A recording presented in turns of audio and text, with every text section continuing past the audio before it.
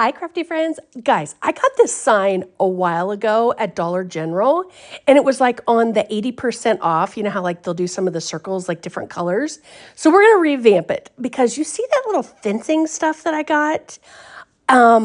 It came from Hobby Lobby, and it was over by like the dollhouse section, which y'all know I'm fascinated with what they have over there for dollhouses that we can use for just regular crafting. So what I decided to do was, you saw I painted the board just kind of a cream color, and then I'm just going to paint over the top of this with some of the green.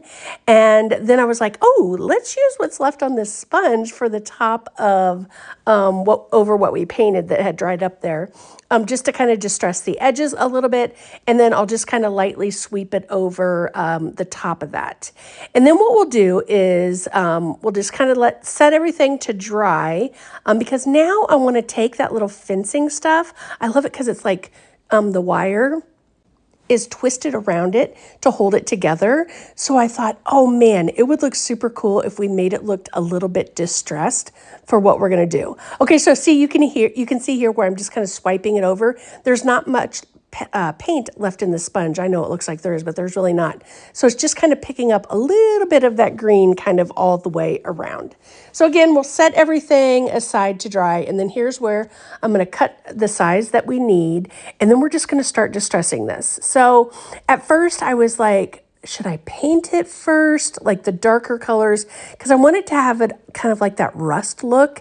So I started out with some of the copper distressing spray. We let that dry really good. And then I've got like this darker brown that I thought, okay, let's spray this over the top. All right, come on, there we go.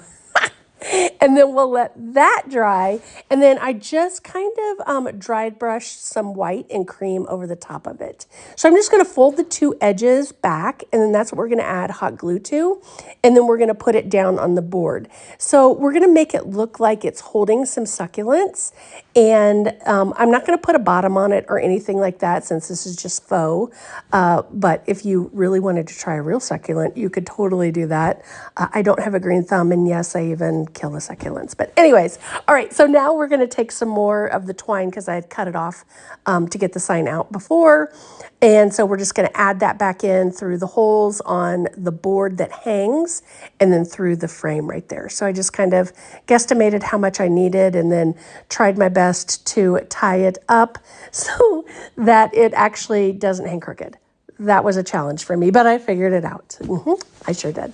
But we're going to take some of the Spanish moss and we're going to just kind of stuff that inside where that fencing is. And then we'll add the little faux succulents in, and it'll be that easy. So if you have any old signs laying around, we can totally revamp those, friends. I just think this is adorable. I love it. Love, love, love. All right, friends, thanks so much for watching. Don't forget to follow the page for more crafts.